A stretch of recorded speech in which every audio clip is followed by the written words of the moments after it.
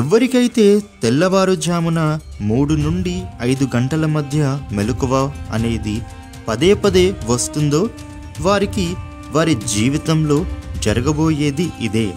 అసలు ఉదయం 3 నుండి 5 గంటల మధ్య అస్తమానం మనకు మెలకువ వస్తే ఏం జరుగుతుంది, ఏం చేయాలి, ఏం చేయకూడదు, అసలు మనకు ఎందుకు ఈ సమయంలోనే పదే పదే మెలకువ వస్తుంది అనేటటువంటి ఆసక్తికరమైన విషయాలు ఇప్పుడు మనం ఈ వీడియోలో వివరంగా తెలుసుకుందాం.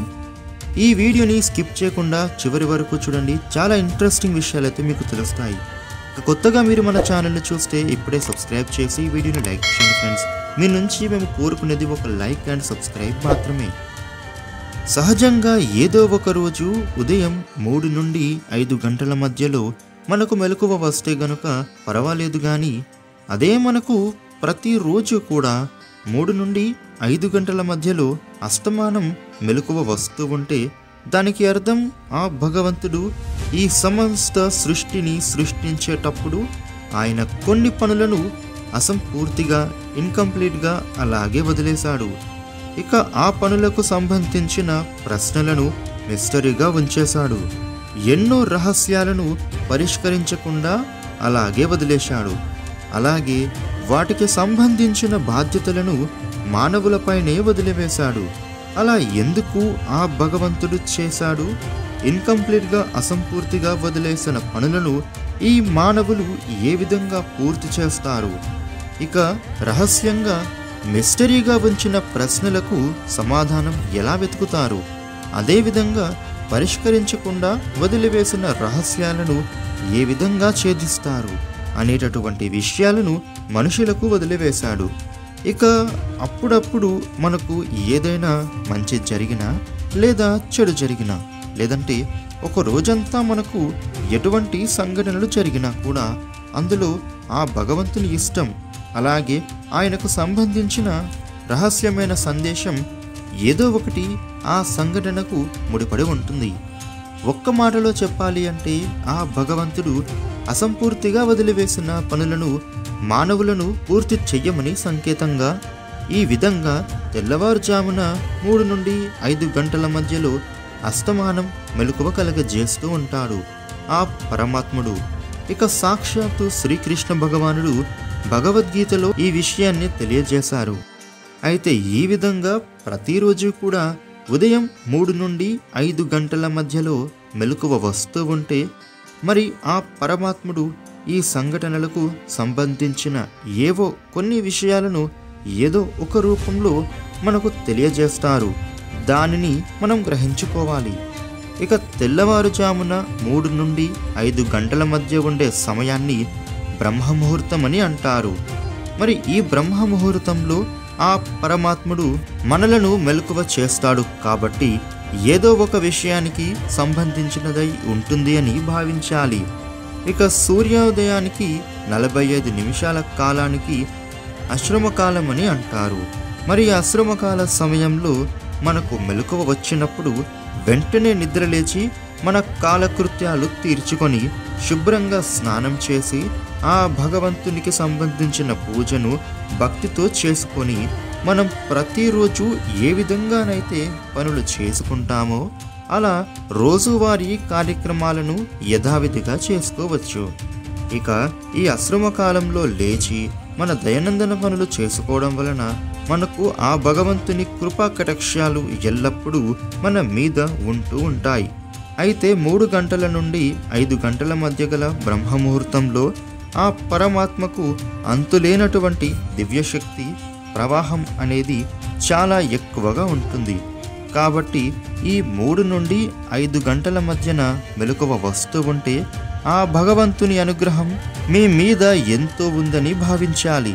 అలాగే ఈ బ్రహ్మ ముహూర్త సమయంలో భక్తితో భగవతారాధన చేయాలి. ఇలా మరి ఈ సమయంలో మెలకువ వచ్చి నిద్ర లేచిన వారు కానివ్వండి, లేదా అసంకల్పంగా లేచిన వారు కానివ్వండి, ఈ 3 నుండి 5 గంటల సమయంలో నిద్ర లేచిన వారు వెంటనే తమ 2 అరచేతులను చూసుకోవాలి. ఆ తరువాత అరచేతులను కళ్ళకు అద్దుకోవాలి. ఎందుకు అని అంటే మన అరచేతులలో ఆ శ్రీ మహాలక్ష్మీదేవి ఉంటుంది. కాబట్టి మీకు లక్ష్మీ కటాక్షం అనేది ఎక్కువగా రావడానికి కానీ, అధికంగా డబ్బులు రావడానికి కానీ అవకాశాలు ఎక్కువగా ఉంటాయి. మీ కెరియర్ పరంగా ఉద్యోగం, వ్యాపారం, అభివృద్ధి అనేది ఎక్కువగా ఉంటుంది. అందుకని మీరు ఉదయం నిద్ర లేచిన వెంటనే మీ అరచేతిని చూసుకుంటే ఆ శ్రీ మహాలక్ష్మీదేవి అనుగ్రహం అనేది మీ మీద ఎల్లప్పుడూ ఉంటుంది. అదేవిధంగా మీరు స్నానం చేసేటప్పుడు చల్లని నీళ్లతో స్నానం చేయాలి. ఎందుకు అని అంటే ఆ చల్లని నీళ్లలో గంగాదేవి ఉంటుంది. కాబట్టి మనకు ఆ గంగాదేవి అనుగ్రహం కూడా లభిస్తుంది. ఇక ఈ సమస్త సృష్టిని సృష్టించింది ఆ బ్రహ్మదేవుడు. కాబట్టి 3 నుండి 5 గంటల మధ్య ఉన్న సమయాన్ని బ్రహ్మముహూర్తం అనగా బ్రహ్మముహూర్తాన్ని ఈ సృష్టి యొక్క నిర్మాణం సమయంగా భావించవచ్చు. ఇక ఈ సమయంలోనే విశ్వాన్ని సృష్టించే కార్యము ప్రారంభమైంది. కాబట్టి ఈ సమయంలో మీరు మీ లోపల బలమైన శక్తిని సృష్టించుకోవచ్చు. అంటే మీ లోపలి నుండి మీరు మరింత ఆత్మవిశ్వాసంతో ఎంతో దృఢంగా తయారు అవ్వచ్చు. మంచి మంచి అందమైన ఆలోచనలు, కొత్త కొత్త ఆలోచనలు చేయవచ్చు. ఇక మీరు విద్యార్థులు కనుక అయితే ఈ బ్రహ్మముహూర్తం సమయంలో చదువుకోవడం వల్ల మీరు చదువుకున్నది మీకు చాలా బాగా గుర్తు ఉండిపోతుంది. ఇక మీరు ఉద్యోగస్తులు అయితే గనుక మీరు మీ ఆఫీసులో ఆ రోజు అంతా చేయవలసిన పనుల గురించి ఒక ప్రణాళికను రూపొందించుకోవచ్చు. ఇది ఎంతటి గొప్ప సమయం అంటే గనుక ఈ కొద్ది సమయంలోనే మీరు చాలా ఎక్కువ పనులు చేసుకోవచ్చు. ఎందుకు అంటే ఈ సమయంలో మీ ఫోకస్, కాన్సంట్రేషన్ అనేది చాలా ఎక్కువగా ఎంతో శక్తివంతంగా ఉంటుంది. దాని వలన మీ యొక్క జ్ఞాపక శక్తి ఎంతగానో పెరుగుతుంది. ఈ విధంగా మీ పాజిటివ్ థింకింగ్తో మీ యొక్క దినచర్యను ప్రారంభించి అన్ని విధాలుగా స్వయంగా మిమ్మల్ని మీరు పునర్నిర్మించుకొని ఆ భగవంతుణ్ణి మీ సమీపంలో లేదా మీ లోపల ఉన్నట్లుగా అనుభూతిని పొందవచ్చు.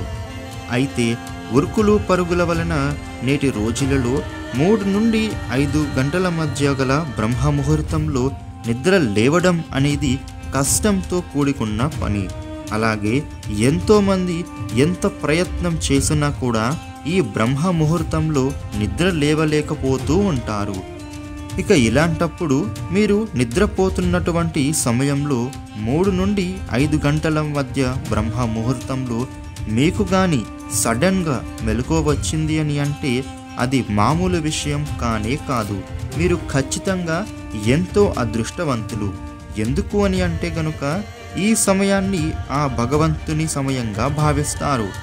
ఈ బ్రహ్మముహూర్తం సమయంలో మొత్తం వాతావరణంలో ఎటువంటి అద్భుతమైన శక్తి వ్యాపించి ఉంటుంది అని అంటే, ఇక ఎటువంటి పాజిటివ్ ఎనర్జీ ఉంటుంది అని అంటే అది మొత్తం మీ యొక్క జీవితాన్ని మార్చివేయడంలో, అలాగే మీ జీవితాన్ని తీర్చిదిద్దటంలో ఎంతో అధికమైన సామర్థ్యాన్ని కలిగి ఉంటుంది. ఇక బ్రహ్మముహూర్తం సమయంలో భగవంతుని యొక్క దివ్యశక్తి ప్రభావం అనేది చాలా ఎక్కువగా ఉంటుంది. కాబట్టి 3 నుండి 5 గంటల మధ్య నిద్రలో నుంచి లేవడం అనేది దేనికి సంకేతం అంటే గనుక ఆ భగవంతుడు తన అద్భుతమైన దివ్యమైన శక్తుల ఆశీర్వాదాన్ని, అనుగ్రహాన్ని మీకు ఇవ్వాలి అని అనుకుంటూ ఉన్నాడు. ఇక మన వేదాలలో, పురాణాలలో ఈ బ్రహ్మముహూర్తంలో నిద్ర లేచేటటువంటి వ్యక్తులకు బలము, బుద్ధి, విద్య, అలాగే సంపూర్ణ ఆరోగ్య ప్రాప్తి కలుగుతుందని తెలుపబడింది. అదేవిధంగా శాస్త్రాలు, పురాణ గ్రంథాల కోణంతో పాటు వైజ్ఞానిక కోణం నుండి చూసినా కూడా ఈ బ్రహ్మముహూర్తంలో విశ్వంలో గ్రహాలు అలాగే నక్షత్రాల మధ్య కొన్ని సంఘటనలు జరుగుతూ ఉంటాయి. అలాగే వాతావరణం కూడా చాలా స్వచ్ఛంగా, నిర్మలంగా ఉంటుంది. కాబట్టి బ్రహ్మముహూర్తం యొక్క అద్భుతమైన సమయాన్ని మన శరీరానికి అలాగే ఆత్మశుద్ధికి అన్నిటికంటే కూడా అత్యుత్తమమైన సమయంగా భావించడం జరుగుతుంది. అంతేకాకుండా ఈ బ్రహ్మముహూర్తంలో ముక్కోటి దేవతలు ఆకాశంలో నుండి ఈ సమస్త మానవాళిపై తమ కృపా కటాక్షాలు కురిపిస్తారని మన పెద్దవాళ్ళు చెబుతూ ఉంటారు. మరి మీరు కూడా ఈ బ్రహ్మ ముహూర్తంలో ఇలాంటి పనులు అన్నీ కూడా చేసుకోవడం వలన మనకు ఆ భగవంతుని కృపా కటాక్షాలు ఎల్లప్పుడూ కూడా లభిస్తూ ఉంటాయి. చూసారు కదా, మీకు కూడా 3 నుండి 5 గంటల మధ్య బ్రహ్మ ముహూర్తంలో మెలకువ వస్తూ ఉంటే గనుక ఆ భగవంతుడు తాను అసంపూర్తిగా వదిలివేసిన పనిని మీ చేతుల మీదుగా పూర్తి చేయించాలని మాత్రమే అని భావించాలి. ఆ సమయంలో మీకు పదే పదే మెలకువను చేస్తూ ఉంటాడు. మీరు చేయవలసిన పనులు, కార్యాలు ఇంకా మిగిలి ఉన్నాయని అర్థం. ఈ వీడియో నచ్చితే లైక్ చేయండి, షేర్ చేయండి. ఇలాంటి మరిన్ని వీడియోలు తెలుసుకోవడం కోసం మన ఛానల్ను సబ్స్క్రైబ్ చేయండి. Thank you for watching.